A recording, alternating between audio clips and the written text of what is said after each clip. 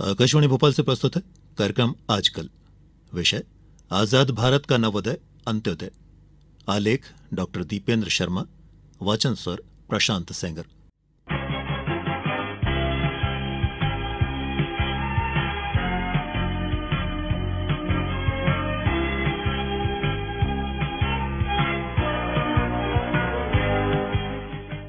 हमारा देश इस वर्ष अपनों के साथ आजादी का 75वां महोत्सव मना रहा है।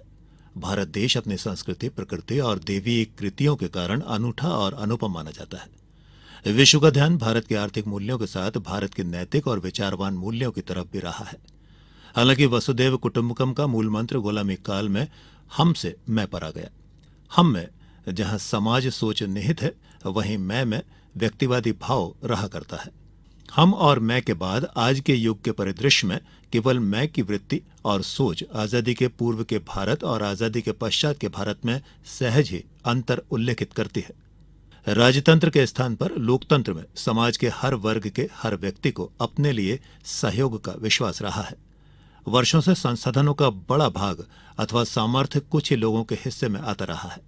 पूंजीवाद, साम्यवाद और गांधीवाद ने देश और दुनिया को एकता, अखंडता तथा समरसता की त्रिवेणी में स्नान तो कराया, पर इसके बावजूद पावन पवित्र करने का महान कार्य नहीं किया जा सका।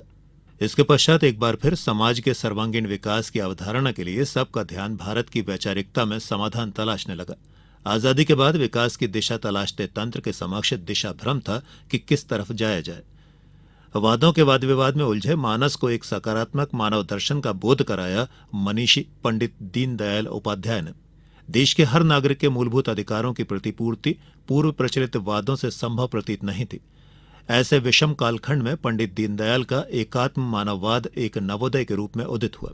समाज के अंतिम व्यक्ति के लिए आशा और विश्वास का नवोदय अंत्योदय के रूप में हमारे समक्ष है। अंत्योदय वास्तव में नागरिकों के मन में अधिकार ही नहीं, कर्तव्यों की भी प्रतिस्थापना करता है। पंडित दीनदयाल उपाध्याय ने भारतीय संस्कृति के मानववादी वृहद तथा विस्तारित मूल्यों को एकात्म मानव दर्शन के रूप में समाज के समक्ष रखा।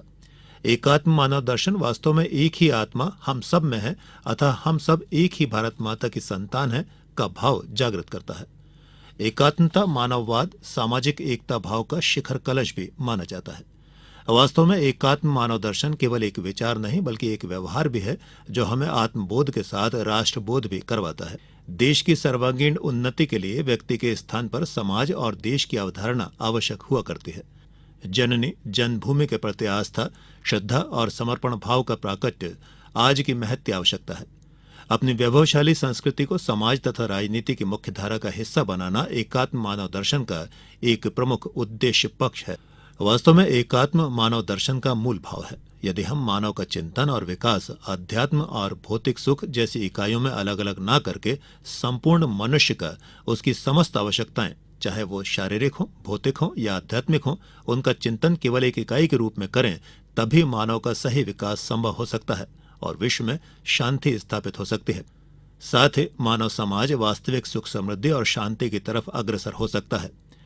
भारतीय मनीषा में ऐसे विचार कई जगह पृथक पृथक उल्लेखित होते रहे हैं, लेकिन पंडित दीनदयाल ने विश्व के सम्मुख आत्मिक और आध्यात्मिक विकास का चिंतन करते हुए मनुष्य का एक आत्मचिंतन करने का नया दर्शन विश्व को दिया है, जो आज विश्व में एकात्म मानव दर्शन के रूप में सर्वमान्य है। जनमानस के मन को देश संघ अर्थात जनसंघ के संस्थापक के रूप में आपने राजनीतिक शुचिता के लिए भी प्रभावी कार्य किया। पिछले कुछ दशकों में सरकार की योजनाओं में संस्थाओं, व्यक्ति विशेष के स्थान पर आम व्यक्ति के सर्वांगीण विकास और मूलभूत आवश्यकताओं की प्रतिपूर्ति के केवल प्रयास ही नहीं बल्कि ऐसी सरकारी योजनाओं का क्रियान्वयन ही वास्तव में अंत्योदय है।